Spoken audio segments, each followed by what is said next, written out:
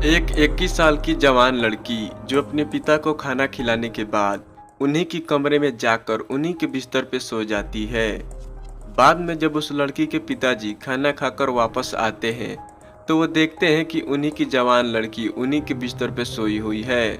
तो लड़की के पिताजी पूछते हैं कि बेटी क्या बात है, आज तुम्हारा तबीयत सही नहीं है क्या?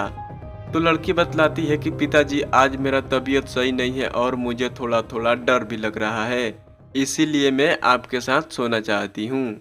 तो पिताजी बोलते हैं कि ठीक है, कोई बात नहीं है, तुम सो जाओ। और जैसे जैसे रात आगे बढ़ती है वो लड़की अपने पिता को गलत तरीके से टच करना शुरू कर देती है। धीरे धीरे उन दोनों में संबंध भी बनने लगता है। बेटी यह भूल जाती है कि ये मेरे पिताजी है और पिताजी यह भूल जाते हैं कि ये मेरी बेटी है। उसके बाद कुछ ऐसा हो जाता है जिसकी कोई कल्पना भी नहीं कर सकता। और जब यह बात आस पड़ोस में पता चलती है और पूरे क्षेत्र में आग की तरह फैलती है तो वो जो लड़की है वह कुछ ऐसा कदम उठाती है जिसकी कोई कल्पना भी नहीं कर सकता। तो नमस्कार दोस्तों, मेरा नाम है विशाल और आप देख रहे हैं क्राइम 302 यूट्यूब चैनल। आज की जो हमारी सच्ची घटना है वो है मध्य प्रदेश की सागर जिले की। वहां का रहने वाला प्रेम लाल, जिसकी उम्र होती है लगभग 45 साल। उसकी जो बड़ी लड़की होती है उसकी उम्र होती है 21 साल। वो ग्रेजुएशन की पढ़ाई कर रही थी। और एक छोटी लड़की होती है जिसकी उम्र होती है लगभग 15 साल। और एक छोटा लड़का था जिसका उम्र था 10 साल। पत्नी का करीब 10 साल पहले मौत हो चुकी थी। उसका जो परिवार था मां के गुजर जाने के बाद अच्छा खासा चल रहा था। तो प्रेमलाल ने सोचा कि क्यों ना दूसरी शादी कर लिया जाए, क्योंकि जो हमारे बच्चे हैं वो अभी छोटे छोटे हैं। हमारी जो नई पत्नी आएगी वो हमारे बच्चों को अच्छा से ख्याल रखेगी।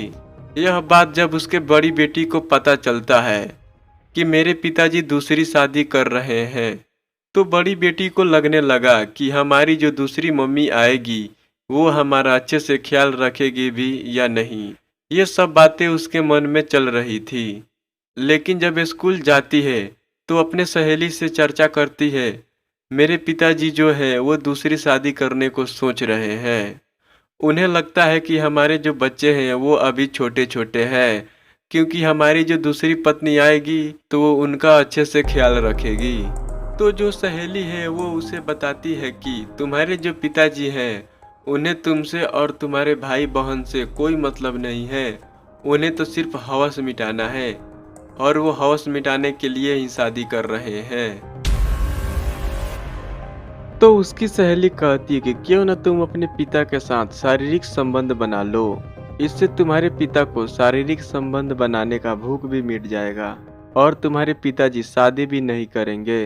अब उस लड़की के माइंड में यह बात बैठ जाता है। जब वह लड़की अपने घर आती है और घर आने के बाद अपने पिता को पहले खाना खिलाती है और खाना खिलाने के बाद अपने पिता के कमरे में जाकर सो जाती है। जब उस लड़की के पिताजी खाना खाकर अपने कमरे में सोने के लिए आते हैं तो वो देखते हैं कि उन्हीं की लड़की उन्हीं के बिस्तर पे सोई हुई है। तो लड़की के पिताजी पूछते हैं कि बेटी क्या बात है, आज तुम्हारी तबीयत सही नहीं है क्या? तो लड़की बतलाती है कि पिताजी आज मेरी तबीयत सही नहीं है और मुझे थोड़ा थोड़ा डर भी लग रहा है, इसीलिए मैं आज यहीं सोना चाहती हूँ। तो वो अपने पिता के साथ ही सो जाती है। जब रात होता है तो वो अपने पिता को गलत तरीके से टच करना शुरू कर देती है। फिर उन दोनों में संबंध भी बनने लगता है।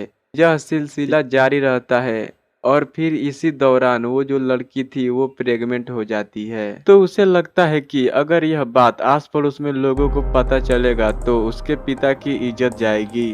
फिर भी उन दोनों में संबंध बनते रहता है और इसकी जब भनक आस पड़ोस में लोगों को लगती है कि ये अपने बेटी के साथ ऐसा करते हैं। जब यह बात उस लड़की को पता चलता है उसके और उसके पिताजी में क्या संबंध चल रहा है, तो लड़की यह निर्णय लेती है कि अब मैं फांसी लगाकर जान दे देती हूँ। जब लोगों को यह पता चलता है कि फांसी लगाकर उसने अपनी जान दे दी है तो पुलिस वाले को फोन लगाते हैं और पुलिस वहां पे पहुंचती है और लाश को अपनी हिरासत में लेती है। हिरासत में लेने के बाद पूछताछ शुरू करती है तो मामला यह निकल कर आता है कि पिता का अपने बेटी के साथ नाजायज संबंध था। बेटी ने अपने पिता की इज्जत बचाने के लिए खौफनाक कदम उठाई तो पुलिस उस लड़की के पिता को उठाकर जेल भेज देती है। तो इस घटना के बारे में आपका क्या सोचना है? अपनी राय कमेंट बॉक्स में जरूर दें। तो मिलते हैं इसी तरह के किसी सच्ची घटना में। तब तक के लिए धन्यवाद।